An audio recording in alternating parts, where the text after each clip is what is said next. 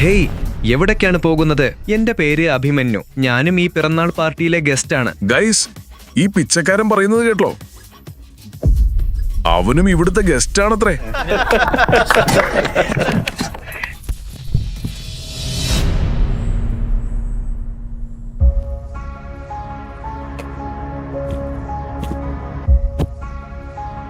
പല്ലവി, baby, നമുക്ക് വീട്ടിലേക്ക് പോകാം. ബേബിയോ?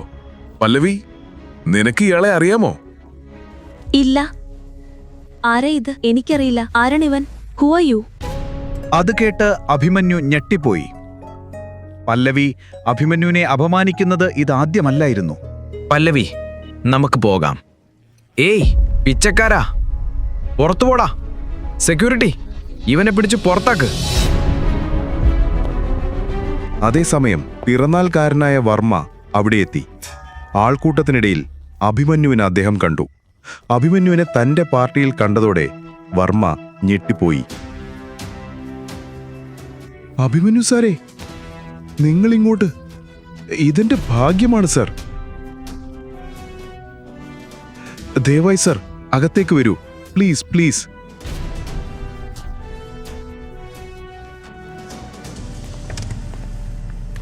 ഈ കാഴ്ച കണ്ടപ്പോൾ പല്ലവിയും അവിടെയുള്ള മറ്റുള്ളവരുമൊക്കെ അമ്പരന്നുപോയി. പക്ഷെ അഭിമന്യു ഒന്നും പറഞ്ഞില്ല. അവൻ സൈലന്റായി പുറത്തേക്ക് പോയി. അവനവിടെ പല്ലവിയെ കാത്തിരുന്നു. പാർട്ടി കഴിഞ്ഞ് പിന്നെ പല്ലവി കുടിച്ച് ആടിയായിരുന്നു പുറത്തു വന്നത്. എന്തായാലും അഭിമന്യു പല്ലവിയെ കഴിയും വിധം സഹായിച്ച് തിരിച്ച് അവളുടെ വീട്ടിലേക്ക് കൊണ്ടുപോയി.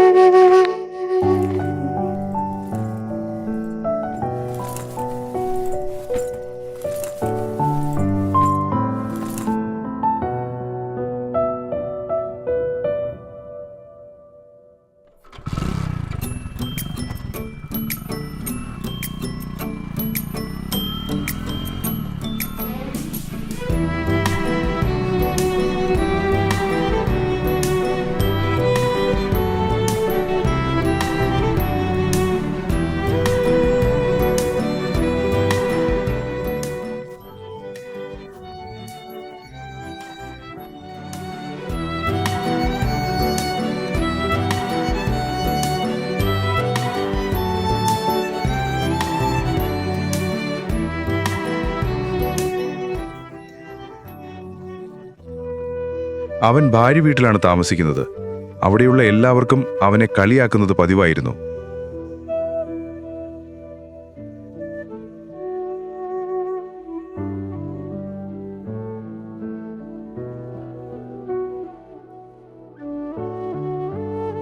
വീട്ടിലെത്തിയ ഉടൻ പല്ലവിയുടെ കസിൻ ജീവൻ വാതിൽ തുറന്നു. അളിയ, നിനക്ക് നാണമാവുന്നില്ലേ ഇങ്ങനെ ജീവിക്കാൻ? അഭിമന്യു ഒന്നും പറഞ്ഞില്ല. അവിടെ പല്ലവിയുടെ കസിൻ സിസ്റ്റർ ദിവ്യയും ഉണ്ടായിരുന്നു. ഇതുപോലുള്ള കാര്യങ്ങൾ അവൻ ദിവസേന കേൾക്കാറുണ്ട്. എന്തായാലും പല്ലവിയോടുള്ള സ്നേഹമോർത്ത് അവൻ ആരോടും ഒന്നും പറയാറില്ല.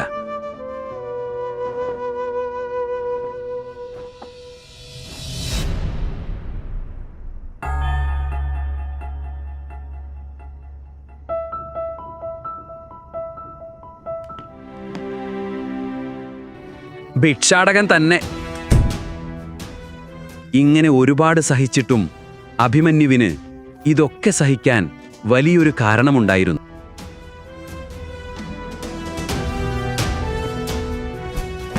ഇപ്പോൾ നീ ഇഷ്ടം പോലെ കളിയാക്ക്. ഒരു ദിവസം നിങ്ങളറിയും ഞാൻ ആരാണെന്ന്. അഭിമന്യുവിന്റെ യഥാർത്ഥ മുഖം ആരും അറിഞ്ഞില്ല. എന്തോ കാരണം കൊണ്ട് അവനത് എങ്ങനെയെങ്കിലും തുറന്നു പറയാനായി ഒരിക്കലും ശ്രമിച്ചില്ല.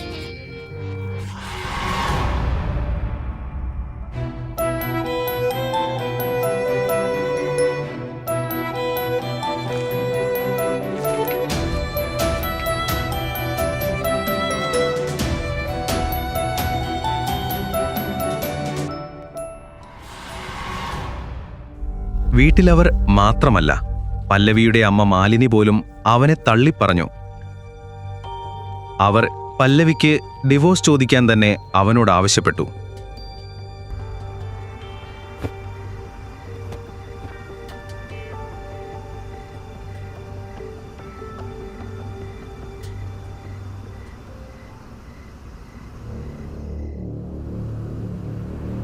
അഭി, നമ്മളിപ്പോൾ ഹോട്ടൽ റൂമിലേക്ക് പോവുകയാണ്. അവിടെ എത്തുമ്പോൾ ദയവായി നീ എന്റെ ഭർത്താവാണെന്ന് പറഞ്ഞേക്കരുത്. നീ എന്റെ ഓഫീസ് ഹെൽപ്പറാണെന്ന് പറയണം. പല്ലവി, പക്ഷേ അഭിമന്യു, അകത്ത് ആളുകളെല്ലാം വലിയ പണക്കാരാണ്. എന്റെ ഭർത്താവ് പാവപ്പെട്ടവനാണെന്ന് അവരറിയുമ്പോൾ എനിക്കുണ്ടാകുന്ന ലജ്ജ എന്നെ വല്ലാതെ വേദനിപ്പിക്കും. പല്ലവിയുടെ വാക്കുകൾ കേട്ട അഭിമന്യു മിണ്ടാതെ നിന്നു.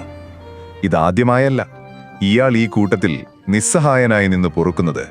പല്ലവിയും കുടുംബവും അഭിമന്യുവിനെ ഒരു ഉപയോഗവുമില്ലാത്തവനായി കണ്ടിരുന്നു. പക്ഷേ അഭിമന്യു ആരുടെയും വാക്കുകളാൽ വേദനിച്ചില്ല. കാരണം അവൻ പല്ലവിയെ അത്രത്തോളം സ്നേഹിച്ചിരുന്നു. ഇന്ന് പല്ലവി തന്റെ ബാല്യകാല സുഹൃത്ത് കാവ്യയെ കാണാനായി ഹോട്ടലിലേക്ക് പോകുകയായിരുന്നു. അവളുടെ കൂടെ കുറെ ധാരാളം പണക്കാർ കൂട്ടുകാരുമുണ്ടായിരുന്നു. അഭി, അവസാനമായി ഞാൻ പറയുകയാണ്, ദയവായി എന്റെ പേരിൽ ഇവിടെ പ്രശ്നമുണ്ടാകുന്ന വിധത്തിൽ ഒന്നും നടക്കരുത്. ശരി, എനിക്ക് മനസ്സിലായി. കാവ്യയുടെ കൂടെ പല സ്പോയിൽ റിച്ച് ബോയ്സും ഉണ്ടായിരുന്നു. ദേവ് മേനോൻ, പ്രകാശ് രാജ്, സുഷിൻ വർമ്മ. പല്ലവിയുടെ സൗന്ദര്യം കണ്ട അവരെല്ലാം അവളെ നോക്കി നിന്നു. Who is this Kavya? ഇതൊരു പുഷ്പമാണല്ലോ. ഇവളാണോ? ഇതെന്റെ ഏറ്റവും അടുത്ത സുഹൃത്ത് പല്ലവിയാണ്. അഭിമന്യുവിന്റെ പഴയ വസ്ത്രങ്ങൾ നോക്കിയപ്പോൾ സുഷിൻ കളിയാക്കി പറഞ്ഞു, ഇതെന്താ കാട്ടിൽ പുഷ്പത്തിൽ ഒട്ടിച്ചിരിക്കുന്ന കുന്തമോ? അതേസമയം അഭിമന്യു ശാന്തമായി പറഞ്ഞു, എന്റെ പേര് അഭിമന്യു. ഓ, ഓർമ്മ വന്നു. പല്ലവി, ഇവൻ തന്നെയല്ലേ നിന്റെ മുത്തശ്ശൻ നിന്നെ വിവാഹം കഴിപ്പിച്ച ആ പാവപ്പെട്ടവൻ? ഇതുകേട്ട് മറ്റു രണ്ടുപേരും തങ്ങളുടെ ഫ്ലേർട്ട് ശ്രമങ്ങൾ അവസാനിപ്പിച്ചു. പകരം അഭിമന്യുവിന്റെ ദാരിദ്ര്യത്തെപ്പറ്റി പരിഹസിക്കാൻ തുടങ്ങി. അഭിമന്യു ബ്രോ, ഞാൻ കേട്ടിട്ടുണ്ട് നീ ബാങ്കിലല്ലേ ജോലി ചെയ്യുന്നത്? ശമ്പളം എത്രയാ? അവർ 3 പേരും അവനെ കളിയാക്കി ചിരിച്ചുകൊണ്ടിരുന്നു. 12,000 രൂപ. ചിലപ്പോ 15,000 രൂപ വരെ കിട്ടും ബോണസായിട്ട്.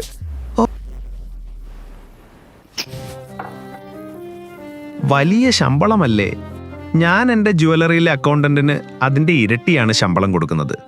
ഇന്നത്തെ കാലത്ത് അത് വലിയ പൈസ തന്നെയാണ്. സുഷിൻ, നിന്റെ ഷോപ്പിനൊരു നല്ല ജീവനക്കാരൻ വേണമെങ്കിൽ ഇതാ അഭിമന്യുവിനെ ജോലിയിലെടുക്കൂ.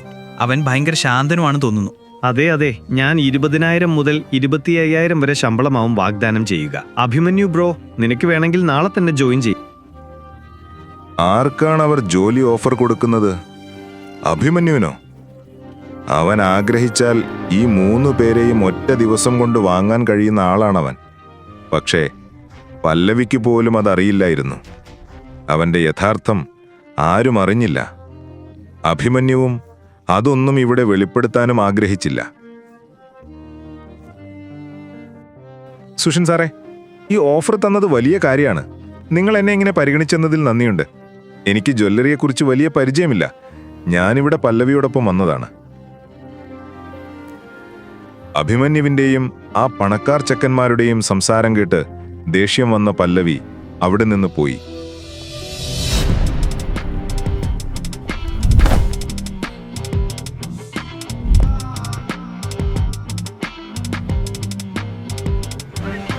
അയാളെ അസഹനീയമായ മദ്യവാസനയുണ്ടായിരുന്നു. അവനായിരുന്നു ജസ്റ്റിൻ.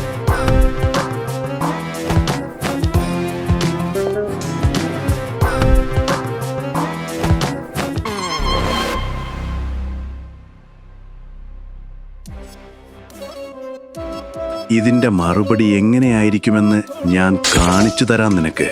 ഒന്നും ചിന്തിക്കാതെ പേടിച്ചുകൊണ്ട് പല്ലവി കണ്ണടച്ചു. പക്ഷേ ബിയർ ബോട്ടിൽ അതിനു മുമ്പ് ആരോ പിടിച്ചു.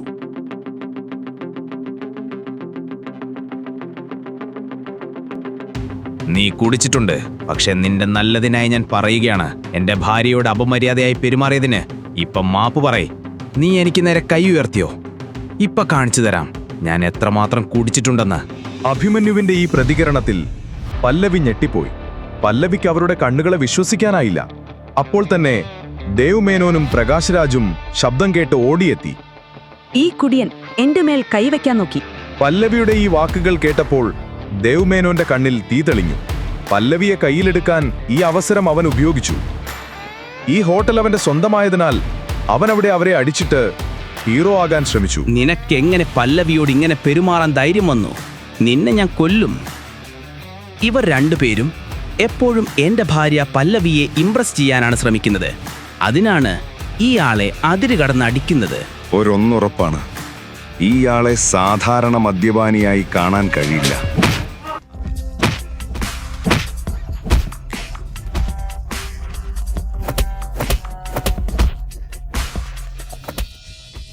ദയവായി നിർത്തൂ. അവനുള്ള ശിക്ഷ നിങ്ങൾ കൊടുത്തിട്ടുണ്ട്. ഇനിയും തല്ലിയാൽ അയാൾ ചത്തുപോകും. നീ എന്തിനാണ് പേടിക്കുന്നത്? ഏയ് ബ്രോ, നീ എന്തിനാ പേടിക്കുന്നത്? ഈ ഊള മരിച്ചാലും ആരും നോക്കില്ല. ഞാനാണ് ഈ ഹോട്ടലിന്റെ ഉടമ. ഈ പ്രശ്നം ഞാൻ സോൾവ് ചെയ്യും. ഈ അഭി ഒരു ഭീരുവാണ്. പല്ലവിക്ക് അഭിമന്യുവിനോട് ദേഷ്യം വരുന്നുണ്ടായിരുന്നു. അവൾ ദേവിനെയും പ്രകാശ് രാജിനെയും നോക്കി പറഞ്ഞു,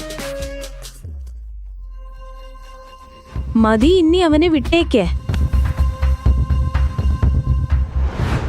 ഏയ് അഭിമന്യു, നീ പെട്ടെന്ന് പേടിക്കുന്നുണ്ടല്ലോ. നീ കുറച്ച് ധൈര്യം വരാൻ ഞങ്ങളുടെ കൂടെ കൂടിക്കോ. അതൊരു പരിഹാസത്തിന്റെ വാക്കുകളായിരുന്നു. എന്നാൽ അതൊക്കെ മനസ്സിലാക്കിയിട്ടും അഭിമന്യു ഒന്നും പ്രതികരിച്ചില്ല. അതേസമയം ആ ഗുണ്ടകൾ അകത്തെത്തി. ദേവ് മേനോൻ അവരെ കണ്ടു. ഇവന്റെ തൊലിക്കട്ടി ചില്ലറയല്ല. ഇത്ര തല്ല് കിട്ടിയിട്ടും വന്നിരിക്കുന്നത് കണ്ടില്ലേ? പ്രശ്നമില്ല, ഞാൻ ഇവരെ ഒരു പാഠം പഠിപ്പിക്കും.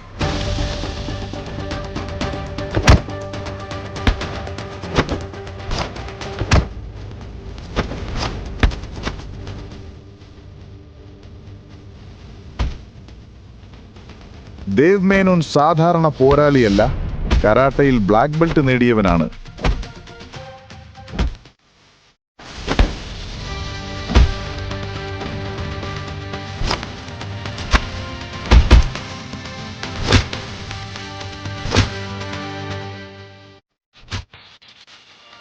ജസ്റ്റിന്റെ കൂടെയുള്ള ഗുണ്ടകളെ ഓരോരുത്തരെയും അവൻ തല്ലി വീഴ്ത്തി.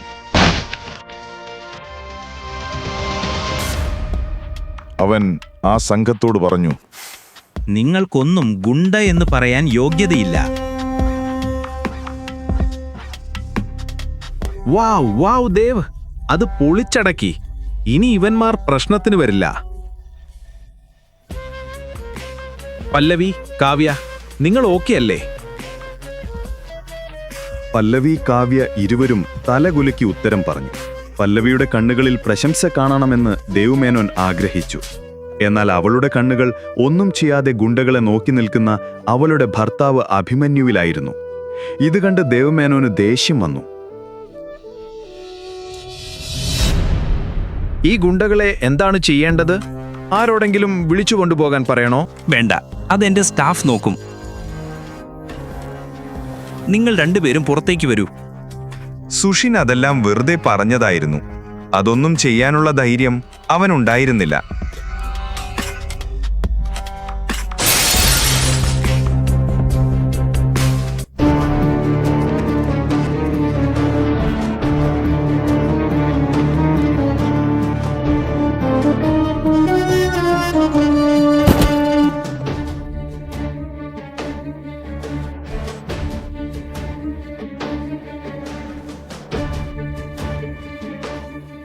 ഓഹോ, നിങ്ങൾക്ക് അത്രയും ധൈര്യമുണ്ടെങ്കിൽ എന്നോട് മുട്ടാൻ വാടാ. അതെ, എനിക്ക് പേടിയില്ല. നിങ്ങളെ തോൽപ്പിക്കുന്നതൊക്കെ എനിക്ക് കുട്ടിക്കളിയാണ്. ദേവ് മേനോൻ ഇത് പറഞ്ഞ ശേഷമാണ് ആരാണ് അവിടെ നിൽക്കുന്നതെന്ന് അവൻ കണ്ടത്. തന്റെ മുന്നിൽ നിൽക്കുന്ന ആളെ കണ്ടപ്പോൾ ദേവ് മേനോൻ ഒന്ന് ഞെട്ടി. അതവൻ കണ്ടിട്ടുള്ള സാധാരണ ഗുണ്ടയല്ല, അത് മഹേശ്വരായിരുന്നു.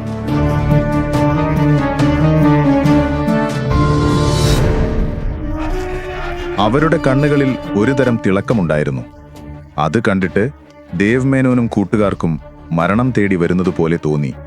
അവരുടെ 3 പേരുടെയും സമ്പന്നമായ ബിസിനസ് കുടുംബങ്ങൾ മഹേശ്വരന് പ്രതിമാസം കാവൽ പണം കൊടുക്കാറുണ്ട്. ഇന്ന് അവർ അതേ മഹേശ്വരുമായിട്ടാണ് മുട്ടിയത്. ആർക്കാണ് എന്നെ തല്ലി തോൽപ്പിക്കേണ്ടത്? ചേട്ടാ, ഞാൻ വെറുതെ ഒരു തമാശ പറഞ്ഞതാ. താങ്കളാണ് പിറകിലെന്ന് ഞാൻ ദയവായി ക്ഷമിക്കണം. പ്രശ്നമില്ല, തമാശയൊക്കെ വേണം. ഞാനും നിന്റെ കൂടെ ഒരു തമാശ കളിക്കാം. നമുക്കിത് സംസാരിച്ച് തീർക്കാം.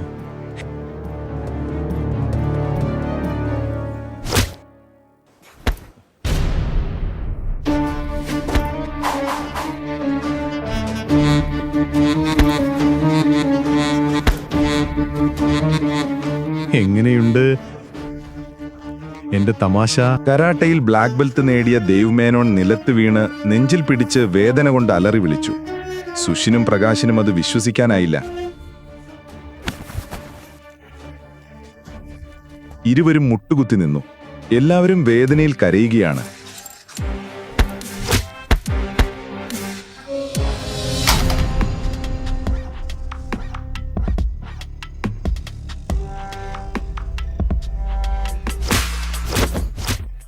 ഈ കാഴ്ച കണ്ട കാവ്യയും പല്ലവിയും പേടിച്ചു.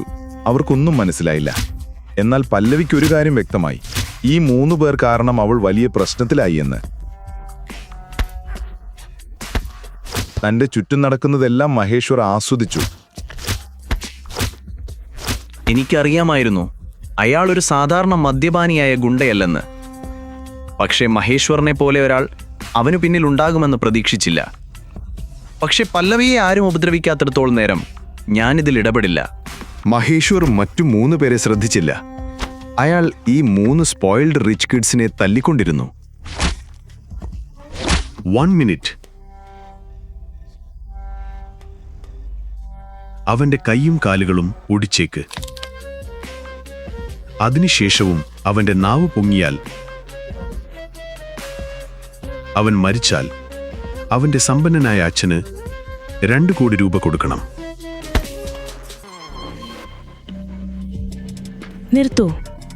നിർത്തൂ, ഇനി മതിയാക്കൂ. പല്ലവി ഇത് പറഞ്ഞപ്പോൾ മഹേശ്വർ ആ ശബ്ദം കേട്ട് തിരിഞ്ഞു നോക്കി.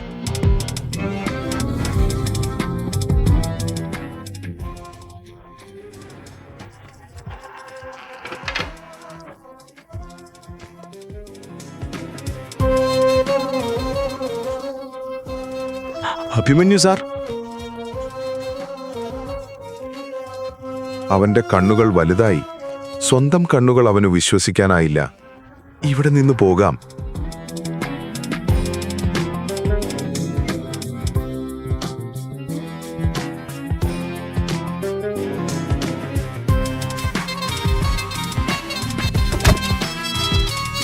മഹേശ്വരന്റെ പ്രതികരണം കണ്ടപ്പോൾ എല്ലാവരും ഞെട്ടി.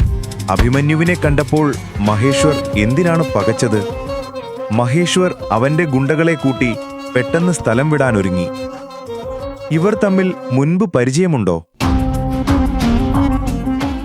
അഭിമന്യു യഥാർത്ഥത്തിൽ രഹസ്യസമ്പന്നനാണോ? അങ്ങനെയാണെങ്കിൽ എന്തിനാണവൻ പാവപ്പെട്ട ഹൗസ് കീപ്പറായി ജീവിക്കുന്നത്? എന്തുകൊണ്ടാണവൻ ഇത്ര കഷ്ടപ്പെട്ട് ജീവിക്കുന്നത്? പല്ലവിയുടെ അച്ഛൻ അവളെ എങ്ങനെ ഇങ്ങനെ പാവപ്പെട്ടവനോട് കല്യാണം കഴിപ്പിച്ചു? ഈ കഥ തുടർന്ന് കേൾക്കുന്നതിനായി ഇപ്പോൾ തന്നെ പോക്കറ്റ് FM ആപ്പ് ഇൻസ്റ്റാൾ ചെയ്യൂ. Link in description.